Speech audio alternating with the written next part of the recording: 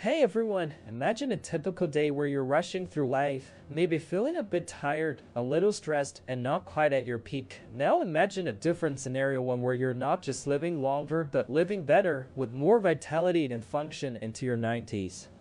Even your hundreds. That's the core promise of Peter Attia's incredible book, Outlive: The Science and Art of Longevity, and why I absolutely had to talk about it. This isn't your average self-help book filled with quick fixes or trendy diets. Instead, Peter Attia, who's a physician himself, frames his entire philosophy around a revolutionary idea he calls Medicine 3.0. You see, for most of history and even today, medicine has largely been about reacting to problems. Think of it as Medicine 2.0. You get sick, you go to the doctor, and they try to fix it, like catch a falling eggs from a rooftop after they've already started to drop. But what if we could go up to the rooftop and stop the eggs from falling in the first place? That's Medicine 3.0, a proactive approach to prevent chronic diseases and dramatically improve our health fund.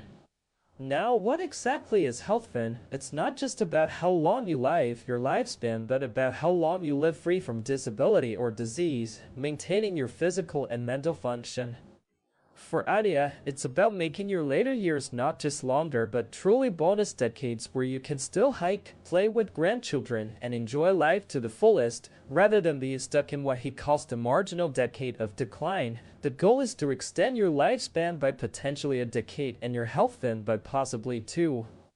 Meaning you might function like someone 20 years younger. So what are we fighting against in this quest for longer, healthier lives? Attia identifies four major killers, the four horsemen, as he calls them: cardiovascular disease, cancer, Alzheimer's disease, and other neurodegenerative diseases, and metabolic dysfunction, like type 2 diabetes. These aren't like the fast deaths of infectious diseases or accidents that dominated a century ago. These are the slow deaths that now claim most people in their 70s and 80s. The book's entire mission is to provide an actionable operating manual to tackle these horsemen head-on. Not after they've arrived, but long before. You might be thinking, okay, but how do we do this? Attia organizes his approach around five key tactical domains: exercise, nutrition, sleep, emotional health, and exogenous molecules like drugs and supplements.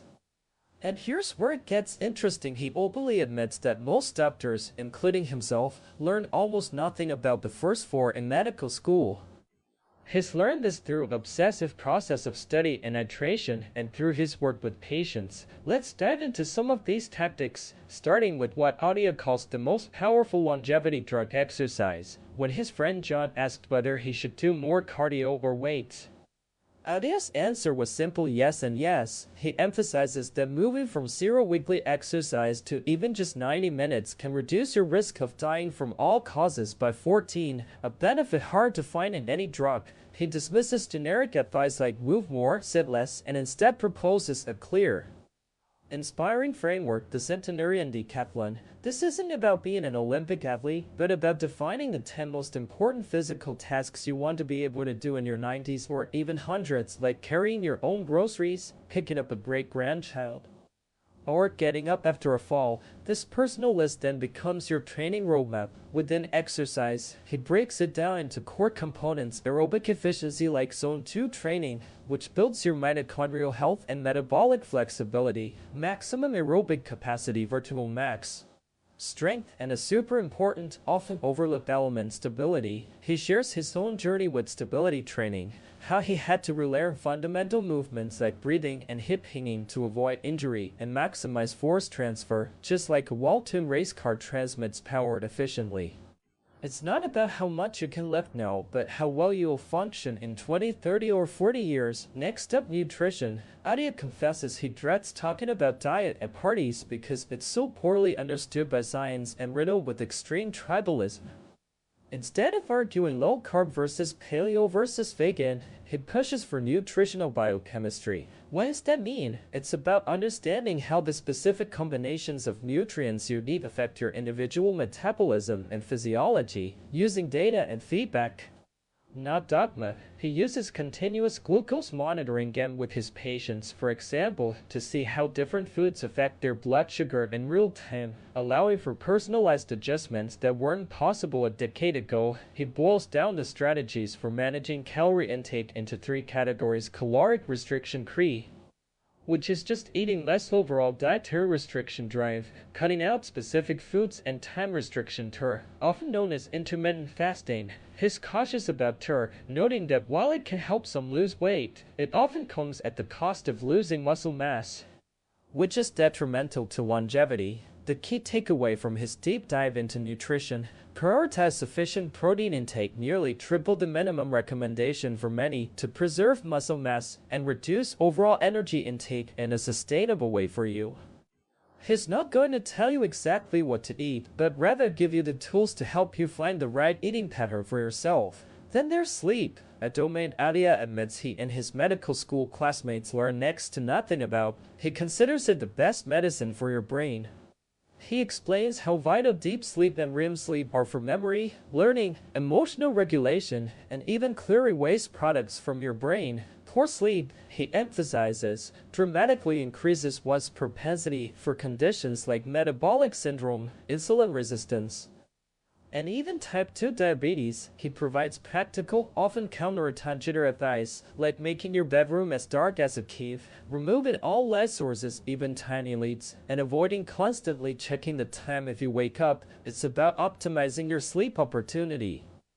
Finally, and perhaps most poignantly, Adia addresses emotional health. He shares his deeply personal journey, including his own struggles with trauma and depression, and how ignoring emotional suffering can decimate our health on all fronts. He advocates for tools like dialectical behavior therapy (BT), which teaches skills like mindfulness and distress tolerance, because it's practical and backed by evidence. He truly believes that if I can change, you can change. This is such a powerful message. Our emotional well-being isn't just a nice to have, it's a foundational pillar of longevity.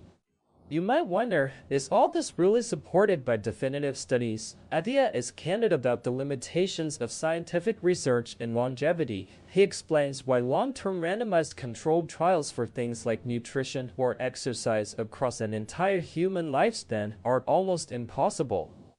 Instead, he advocates for an evidence-informed, risk-adjusted precision medicine approach, triangulating insights from multiple sources like centenarian studies, animal models, disease mechanisms, and Mendelian randomization. He's open about how epidemiology often flunks those tests miserably for nutrition due to small effect sizes and healthy user bias. His approach is about gathering enough data to point us in the right direction. So what's the big takeaway from Outlive? It's a call to action to stop living reactively and start living proactively. To Embrace Medicine 3.0, it's a book that doesn't just inform you but aims to empower you to take responsibility for your health journey. It challenges the idea that normal or average is optimal, especially when it comes to metabolic health. It's an operating manual not for blindly following a prescription, but for learning how to think about optimizing your movement, nutrition, sleep, and emotional health. By focusing on these 5 interconnected tactical domains, we can potentially not only live longer, but truly outlive our expectations, enjoying those bonus decades with vibrant physical and cognitive function.